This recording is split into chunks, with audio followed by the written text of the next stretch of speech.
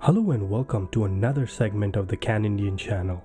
This is a part of MBA 101 course, Leadership. In this video, we are going to look at one of the contingency theory of leadership, which is the path goal theory model. It's preferred if you watch my other video of situational leadership prior to watching this one.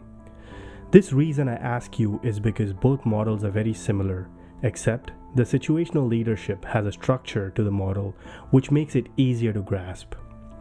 The path goal model is a theory based on specifying leader style or behavior that best fit the employee and work environment in order to achieve a goal. The goal is to increase your employees' motivation, empowerment, and satisfaction so they become productive members of the organization. Path goal method is based on Vroom's expectancy theory, in which an individual will act in a certain way based on the expectation that the act will be followed by a given outcome and on the attractiveness of that outcome to that individual. The path goal theory was first introduced by Martin Evans and then further developed by House. The path goal theory can be taught as a process in which leaders select specific behaviors that are best suited to the employee needs and the working environment so that they may best guide the employees through their path in the obtainment of their daily work activities.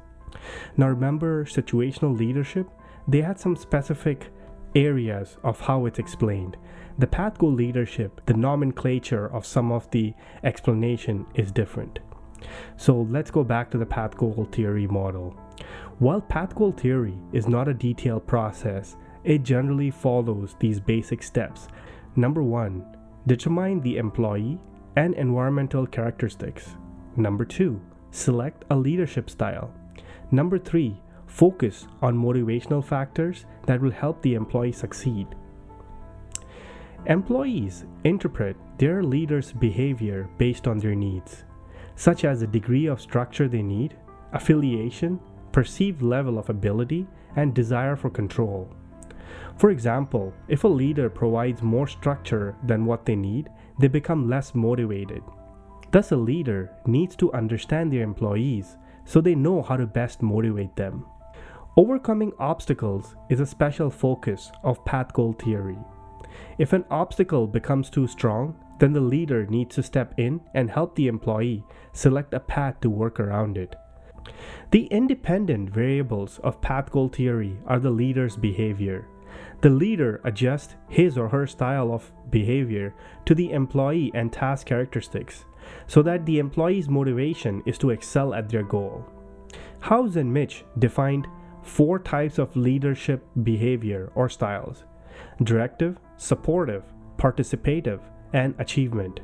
They're based on 2 factors that were identified by consideration, which is relationship behavior such as respect and trust, initiating structure, which is the task behavior such as organizing, scheduling, and seeing that the work is completed. The first behavior, directive, is based on initiating structure. The other 3, achievement, participative, and supportive, are based upon consideration. The 4 path goal types of leader behaviors are: directive. The leader informs his or her followers on what is expected from them, such as telling them what to do, how to perform a task, and scheduling and coordinating work. It is most effective when people are unsure about the task or when there's a lot of uncertainty within the environment. Supportive. The leader makes work pleasant for the workers by showing concern for them and by being friendly and approachable. It is the most effective in situations in which task and relationship are physically or psychologically challenging. Participative. The leader consults with his followers before making a decision on how to proceed. It is most effective when subordinates are highly trained and involved in their work. Achievement. The leader sets challenging goals for his or her followers, expects them to follow at their highest level, and shows confidence in their ability to meet this expectation. It is most effective in professional work environments, such as technical, scientific, or achievement environments such as sales. The leader's behavior is not set in stone, as there are other leadership styles that may be used depending upon the situation. For example, House defined 4 other behaviors: work facilitation, group-oriented decision process, work group representation and networking, value-based model.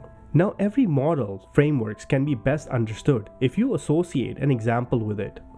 Remember the video about AOR, which is the Action Observation Reflection model, or the fame and example of learning? You can call me an Apple fanboy. It may be certainly true. I was an Apple fanboy up until Steve Jobs was alive, but now I've dumped Apple because I feel it does not innovate.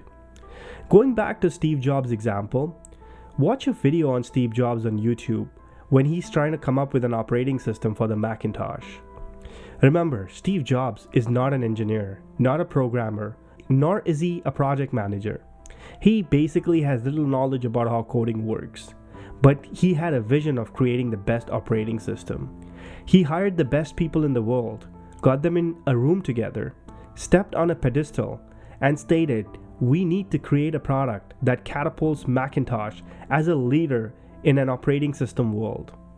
Remember, we're looking at an era when Apple used to build hardware. Steve's genius was to create an operating system and go head-on with IBM's operating system. This is the directive behavior. Once he felt he had the goals realized, he used to be supportive of the group effort and reward them with company stocks. He would arrange for cash influx needed to execute the project. There are times that Steve Jobs used to basically sleep in the office and not shower for days, just so that he can avoid the time spent on routine activities that could be spent managing high productive group. This is a highlight of supportive behavior. He would then test the product with his group to a level of scrutiny. Because of this, most of the project he worked on never made it to the light of the day. But he had such high standards for Apple, and also he was focused on his vision. He used to make the group believe that the product they're creating are results of group effort. Every employee was vested in the group's success. This is a sign of participative behavior. Jonathan Ive, Apple's chief engineer, enjoyed Steve's leadership. When they were creating the Apple iPod, Steve and Jonathan looked at 100 different colors of white shades to arrive at a decision of the white color iPod. Back then, the polymers for that particular white color did not exist. Steve and Jonathan worked with a chemical lab to produce that. Once they created and perfected the color, Steve Jobs celebrated the success and told the board that this will be the game changer for Apple. Sure enough, Apple iPod rewrote history for Apple. Apple bounced back from a failing company to a success. This was Steve's masterpiece approach. Set high goals and show confidence and ability to meet those goals. This would be the last phase of the PAT goal leadership model, which is termed as achievement. Before I go further explaining my fascination for one of my favorite mentor, Steve Jobs, I would like to keep this video short and succinct. Thank you for watching this video. I really hope it helps you in understanding the PAT goal leadership model in a better way. Please like, comment, share, or subscribe. This is Can Indian Channel signing off. Peace.